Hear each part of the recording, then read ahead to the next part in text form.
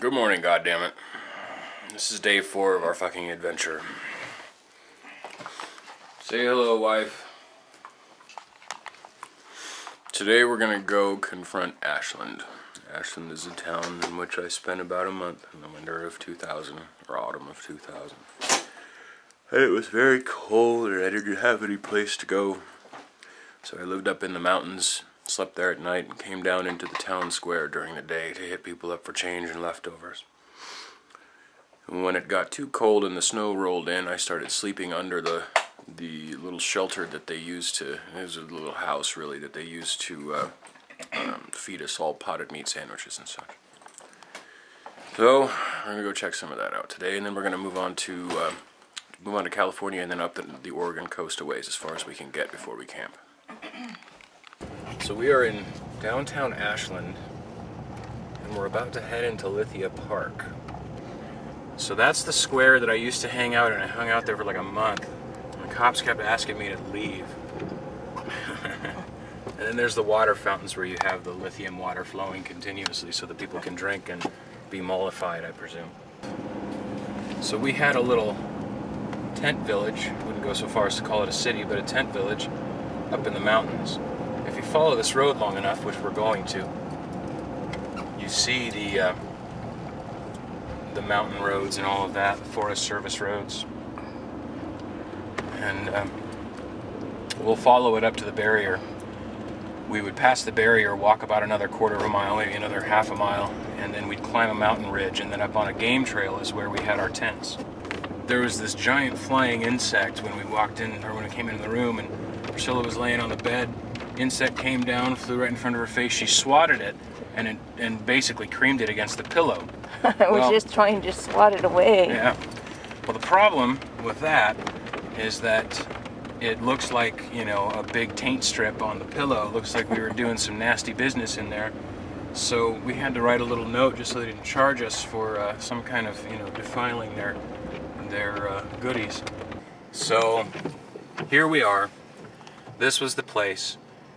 We would walk around this little gate, and having gotten around the gate, we would go up about another quarter mile up to basically the head of the foot of a game trail, and that was where we were. We would climb that ridge there, and you can kind of see the steep incline of the ridge. We would climb up the ridge, and it was just a hell of a climb, and that's where our tents were at. It was a nice place. It was very easy to sort of live in. You were sitting in the square. What were you trying to get a ride elsewhere, or just? No, just hanging out. Just not doing much of anything for, you know, a few weeks. Just looking for experience, or waiting for it to come to me. I hadn't quite learned the lesson yet that if you want experience, you have to go out and get it. And I had also not fully realized yet that I was actually in the process of going out and getting that experience. She's getting ready to take her first quaff of Ashland's finest natural brew. Oh God.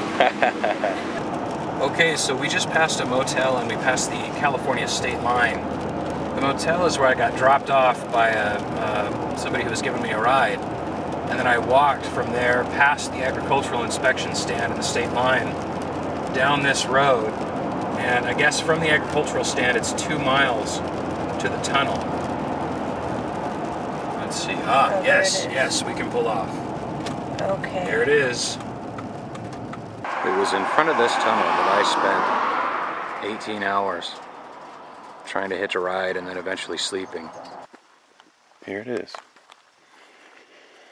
So one of the things that I found out while I was out here, it being nearly the winter time, was that if you look near trees and plants where things are growing, the water tends to be more liquid. In other words, there tends to be less frost, whereas just out on the ground, it tended to be more frosty. So right about here, I think, is where I laid out my bedroll.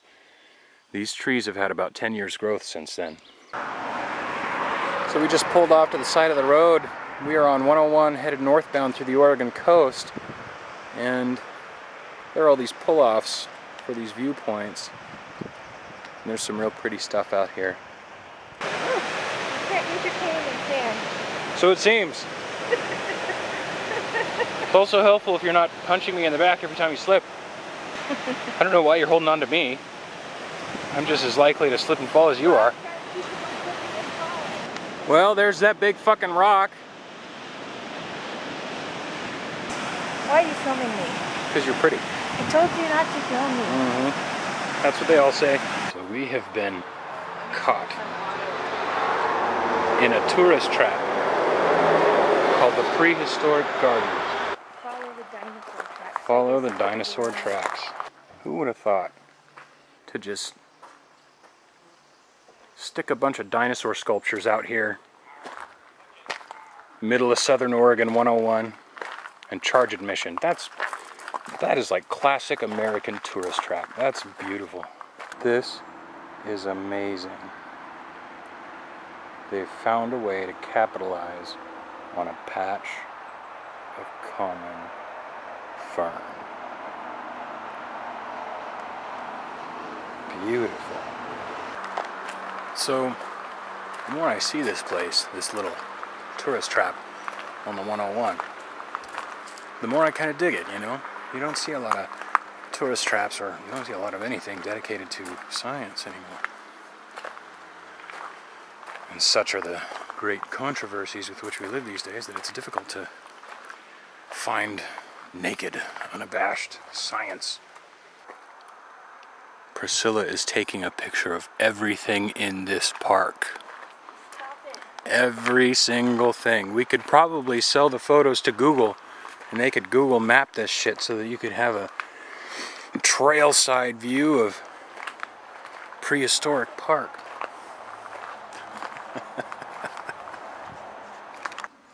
So here we are at Bullard's Beach State Park. And it's not a bad little park. It's got a pretty decent campground. It's got showers and the whole bit. And I don't know about Priscilla, but I'm pretty funky right now, so it's a good thing. We're going to be camping here just in our tent. I'll show you what that looks like. Just over yonder, there's our campsite.